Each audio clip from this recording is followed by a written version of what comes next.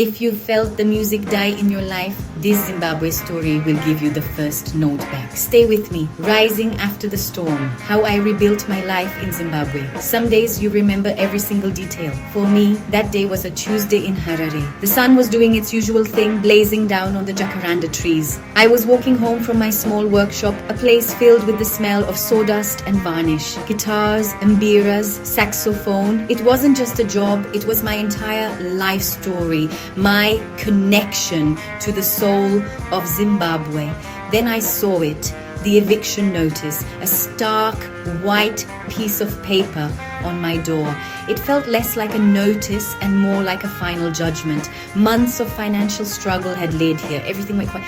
The chipper, the distant hum of traffic, the laughter of kids, the rhythm of a vendor chopping vegetables. This wasn't just about losing a place to live or losing a place to work. It felt like I was losing myself. The man who could fix anything couldn't fix his own life. I stood there, my toolbox impossibly heavy in my hand. That was rock bottom, dated, stamped, official. I slid down against the rough brick and sat. People walked by, some glanced, others didn't. In a city full of life, I had never felt more invisible. My dreams, note by note, splinter by splinter, were rubble. My motivation, once a roaring fire, had been extinguished. The vibrant heartbeat of Zimbabwe was a sound I could no longer hear. The music had died. That night, I didn't sleep. I wandered the streets of Harare.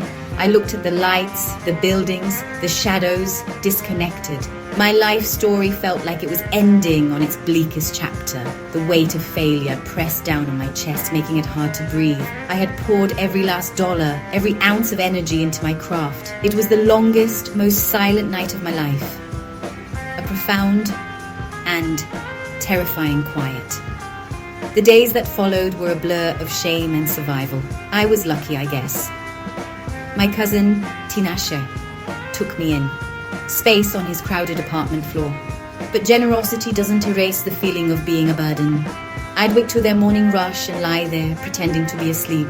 I was paralyzed by a sense of uselessness. I'd been a respected craftsman, a man with purpose, now just another mouth to feed. The Tuesday silence followed me, a heavy blanket smothering any spark of motivation.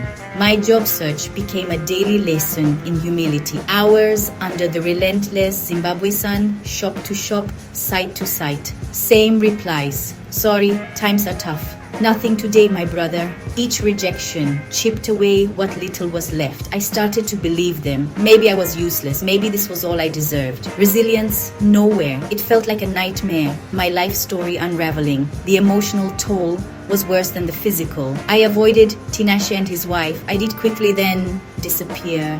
Hope felt foreign, belonging to other lives. I stared at my hands. Once they restored beauty. Now they seemed empty and clumsy. I felt like a fraud, hollow in the heart of Zimbabwe. Some nights I nearly gave up. Just walk away, disappear, let go.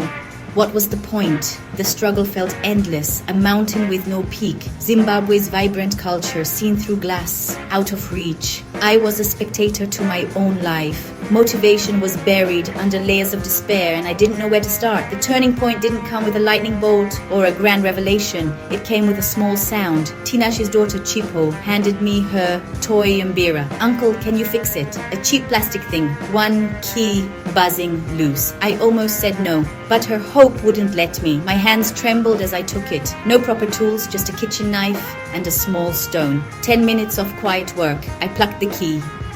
A clear, clean note. Not a symphony, but the most beautiful sound in months.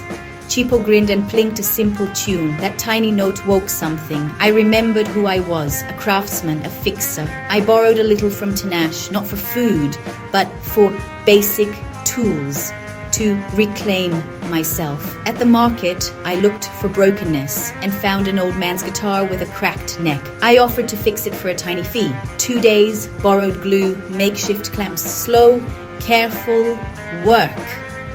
He strummed His eyes widened. A song filled the market. A small crowd gathered. A new chapter began. From that one repaired guitar, word spread. At first, a trickle, a djembe with a torn skin, a mbera with a bent key. No workshop, just a mat under a shady tree in Mbare Musica. But it was mine. Each instrument revived was a victory, a testament to my resilience. Hope became a steady flame, fueled by the work of my hands and grateful eyes.